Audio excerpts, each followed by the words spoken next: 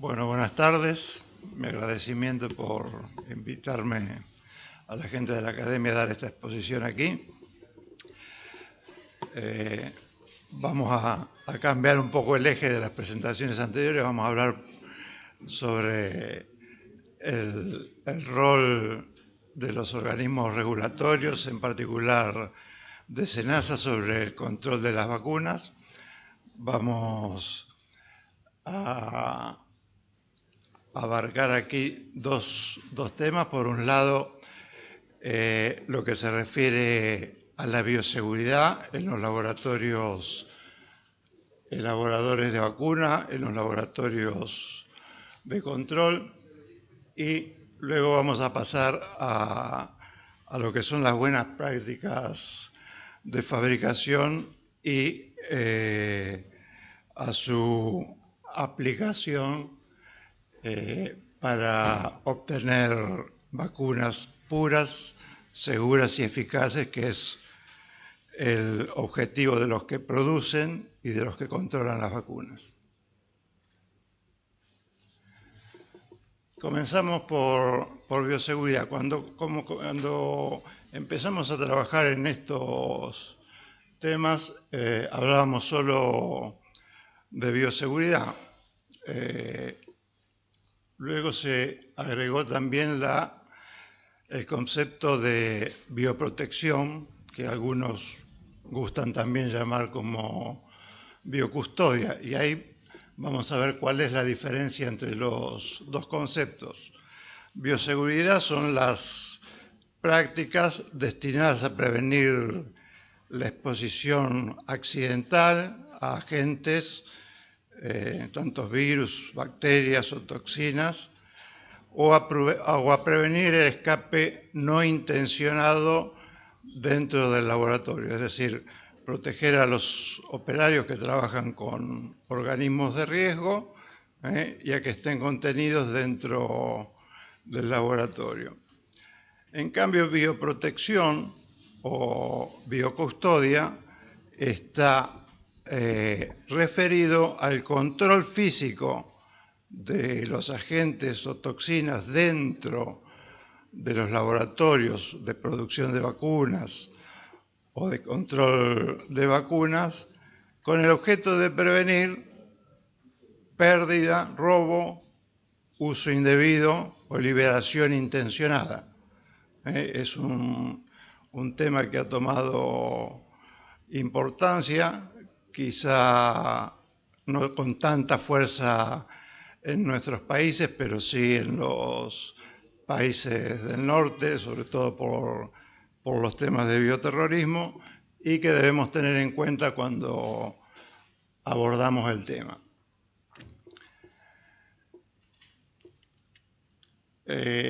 Para ver cuál es el riesgo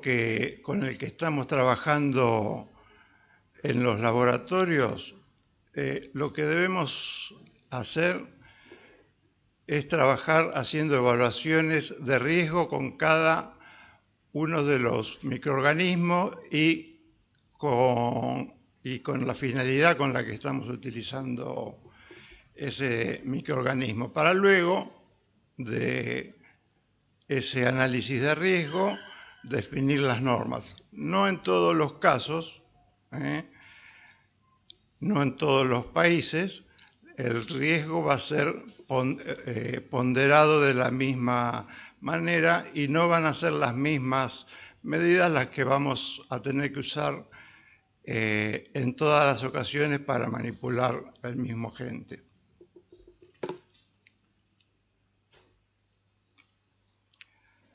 A lo que tendemos ahora, y también la Organización Mundial de Sanidad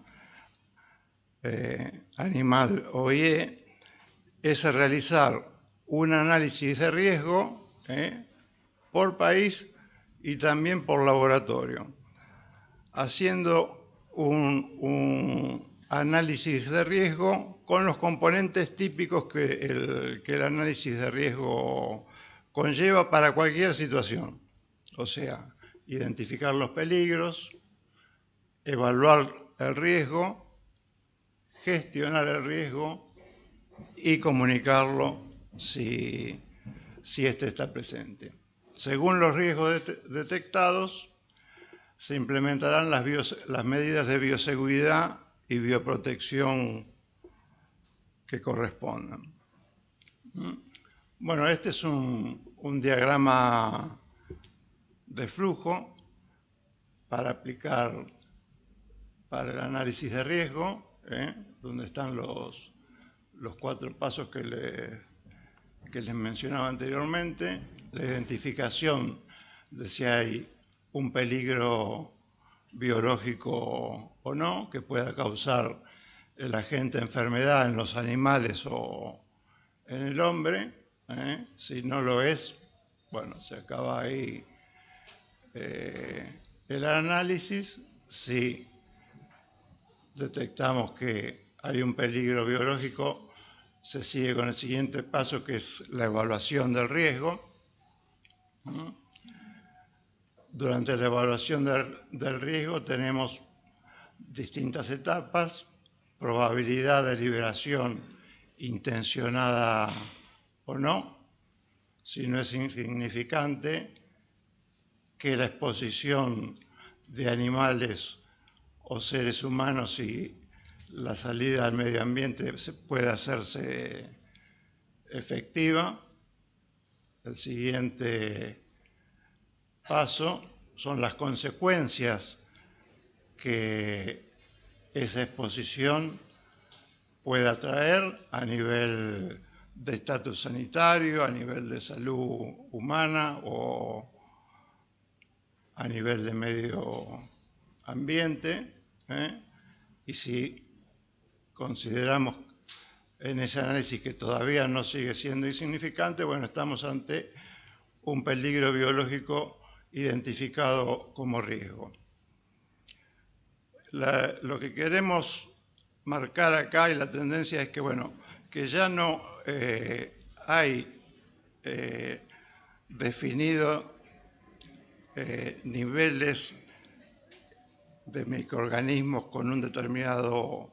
riesgo y niveles de bioseguridad estancos, sino que es necesario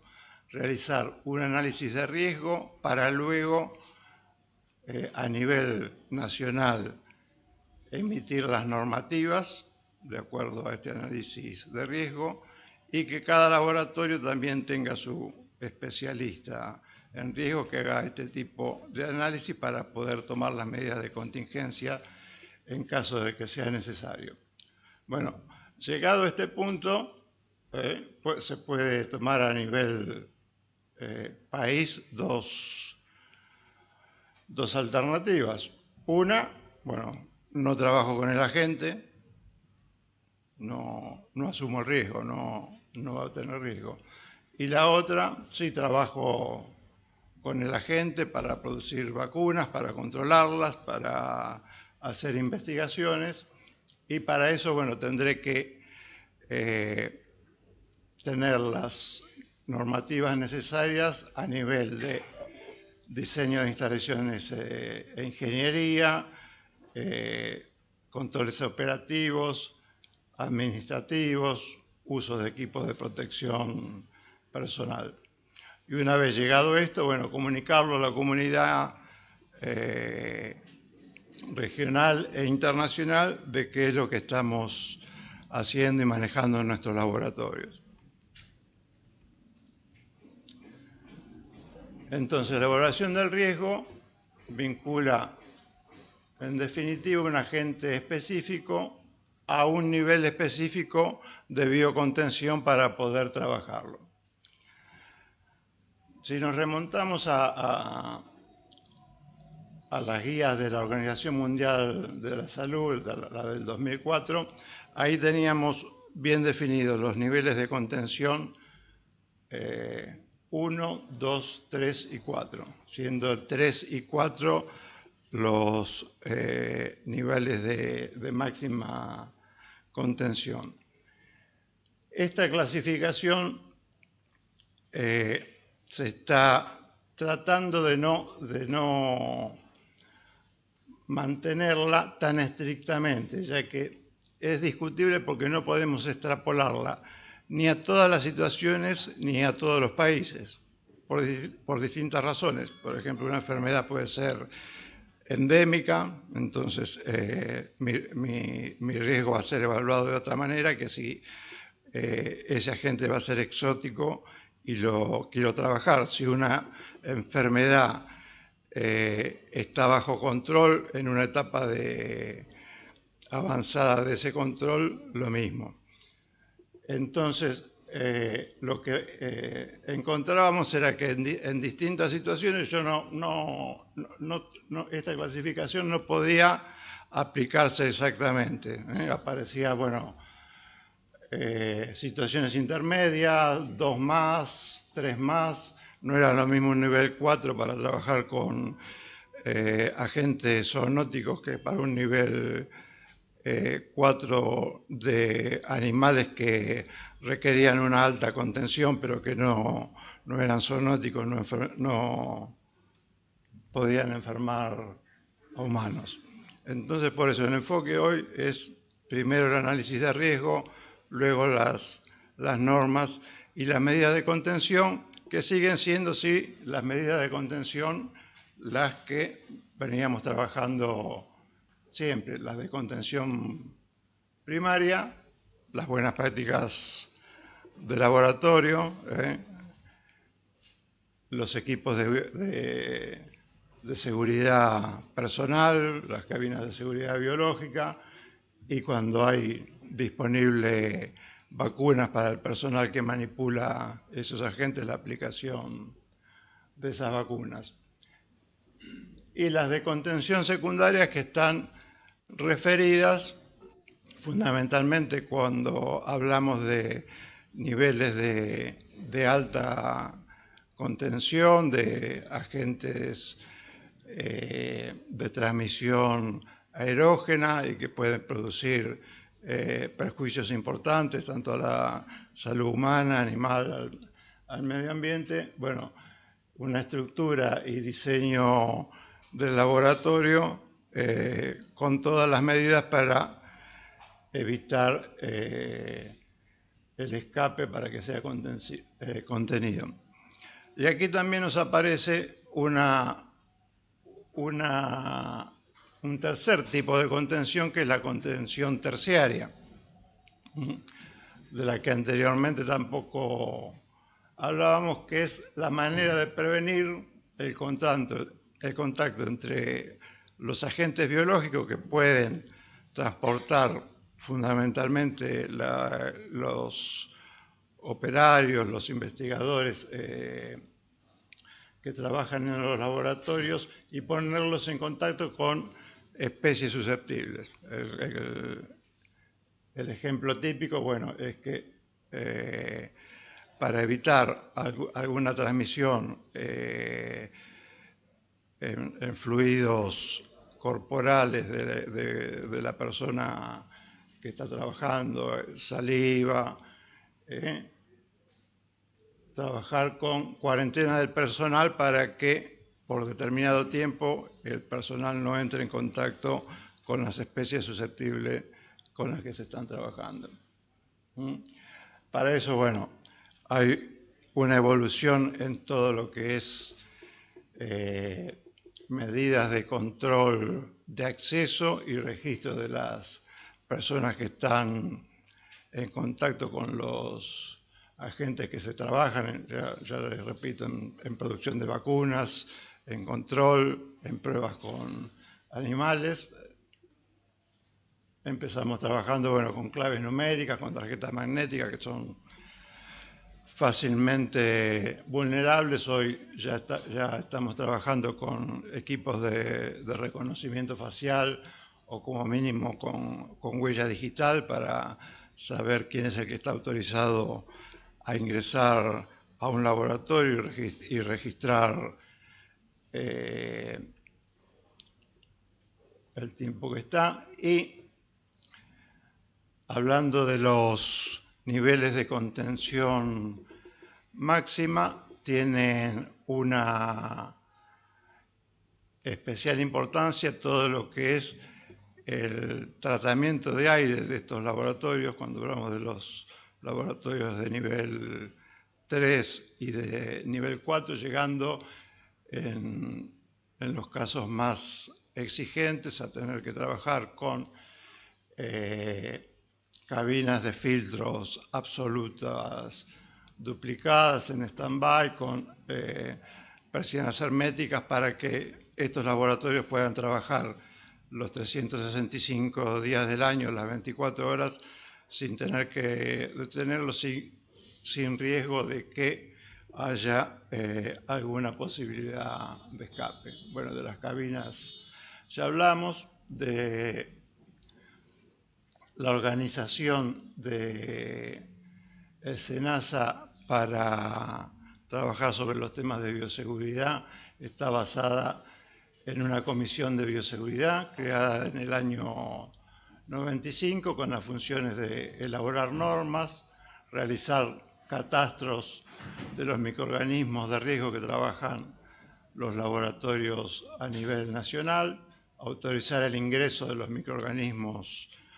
desde el exterior, evaluar y asesorar los proyectos de los laboratorios que producen vacunas,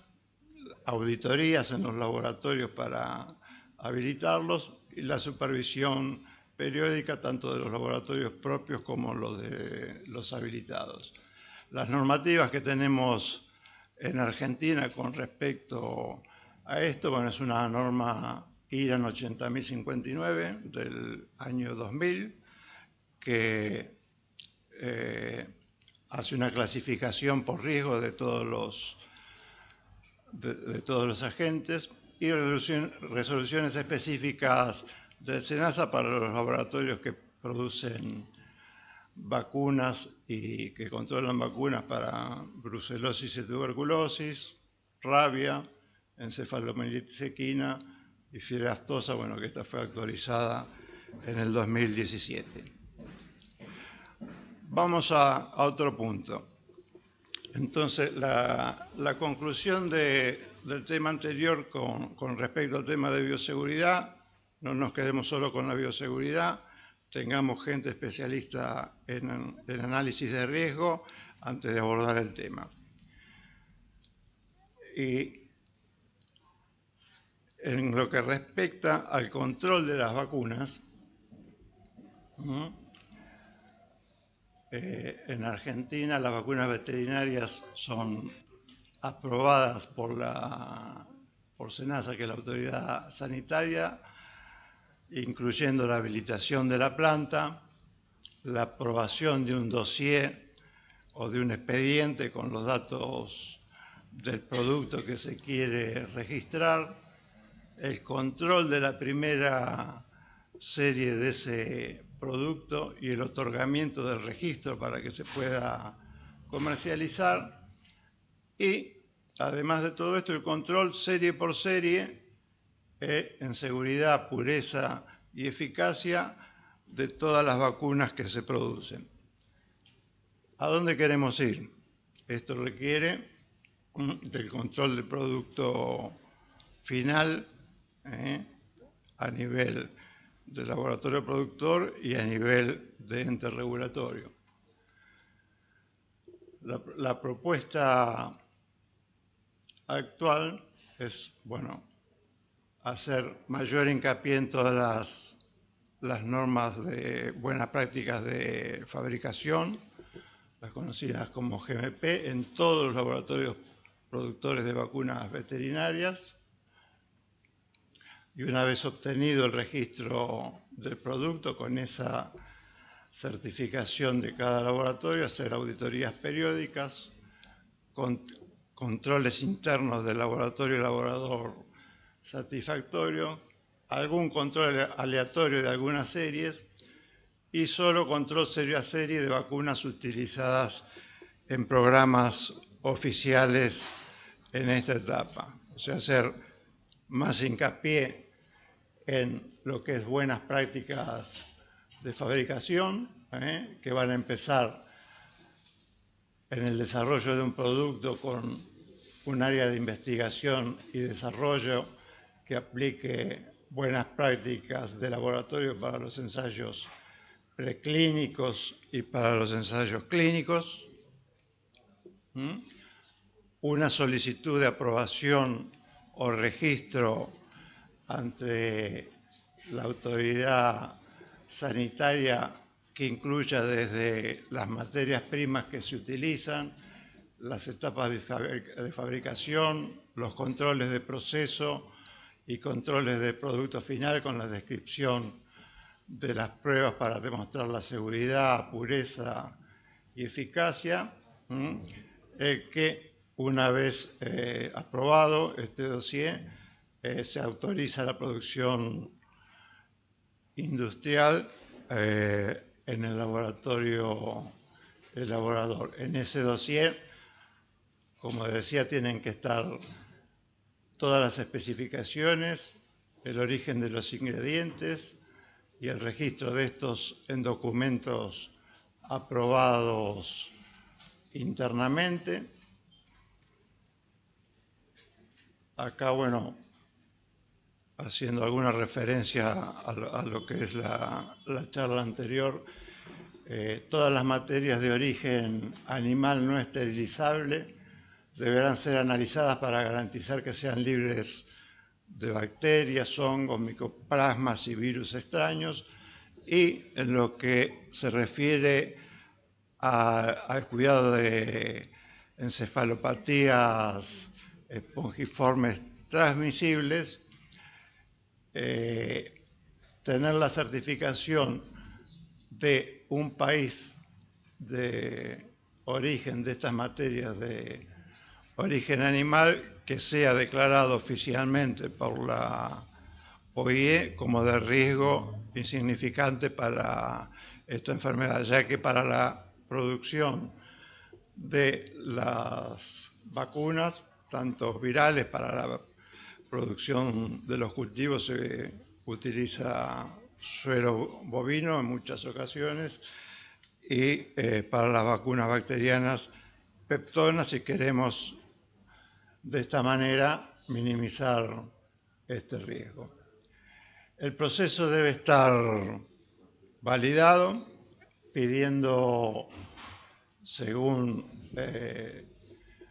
lo que recomienda la OIE, 3 lotes pilotos consecutivos antes de iniciar la producción a escala comercial para asegurar la consistencia de esta producción. En algunos países ya se exige, quizás no para todos los productos, pero sí para algunos, que estos lotes sean como mínimo de un tercio del volumen de un lote industrial. También en ese dossier y expediente deben estar detalladas la inocuidad en especie de destino, tanto para vacunas vivas, con pruebas de no reversión a la virulencia, como también para vivas inactivadas con ensayos en las especies de destino y en particular también en hembras gestantes, y cuáles son las pruebas de eficacia a nivel de registro. Generalmente se hace con la exposición a la gente o al desafío de animales de destino para ver que la vacuna sea efectiva. Es necesario especificar la cantidad mínima de antígeno por dosis que debe haber en el producto final. Y luego de esta primera etapa, tener en consideración el tema de las 3 R's, de tratar de reducir, reemplazar y refinar las pruebas con animales, o sea, desarrollando métodos de seguridad y eficacia que eliminen o disminuyan el uso de animales de la especie de destino e incluso animales de laboratorio y en caso de que no sea posible, bueno, ir al último término, que es refinar, cuidando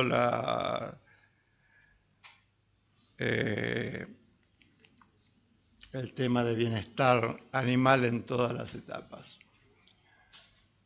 Bueno, no vamos a abundar mucho en todo lo que son las buenas prácticas de manufactura, que incluye todo lo que es personal, instalaciones, equipos, cómo se organiza la documentación del manual de la organización, de calidad, los procedimientos y los registros, cuáles son los requisitos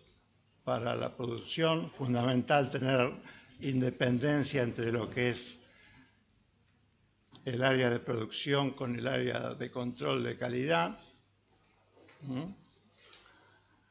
tener